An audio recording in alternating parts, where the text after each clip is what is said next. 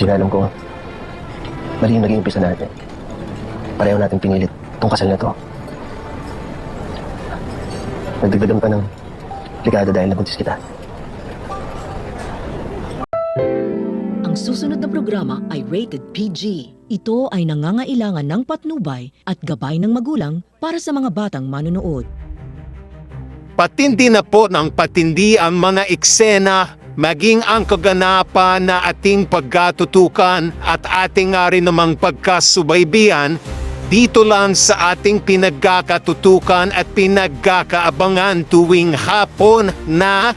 My Father's Wife. Simula pa lang din kasi ito na ito nga rin naman kasing si Gina, ikinagulat na lang din ito nang malaman niya na siya pala ay buntis at dito maging itong si Gerald ay hindi nga rin naman inaasahan ang kanyang malalaman nila nitong si Gina at simula pa lang din ito para sa isang malaking kalbaryo dahil nga rin naman sa nangyari sa kanila nitong si Gina at nabuo nga rin naman ito na magiging anak na nila nitong si Gerald ay nag-iisip na rin naman itong si Gina na baka daw umano ay maging dahilan pa ito kung bakit lalong titindi nga ang problema niya dito kay Betsy dahil dito ito maaaring naman lang iniisip nitong si Gina kaya sinabihan na lang niya itong si Gerald na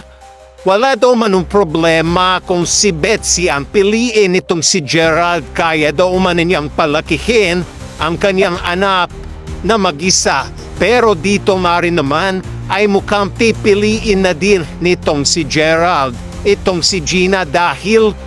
mahal na rin niya ito at hindi nga papayag itong si Gerald na lumaki ang kanilang anak na hindi kompleto ang pamilya. Pero ang malaking problema at haharapin nila walang iba kundi itong si Betsy dahil na rin naman sa oras na malaman na ito ni Betsy hindi nga talaga nito titigilan itong si Gina at gagawin nitong si Betsy ang lahat para makapaghiganti daw umano dito sa ginawa daw umano ni Gina na panloloko sa kanya. Ano nga rin ba ang mangyayari at ano nga rin ba ang gagawin din nitong si Gina para nga rin naman ay maging maayos na nga rin ang lahat. Pero ang malaking tanong nga rin naman dyan, papayag ba itong si Betsy na maging ayos nga sila itong si Gina at Gerald na ating pagkatutukan at ating nga rin naman yung pagkasubaybayan.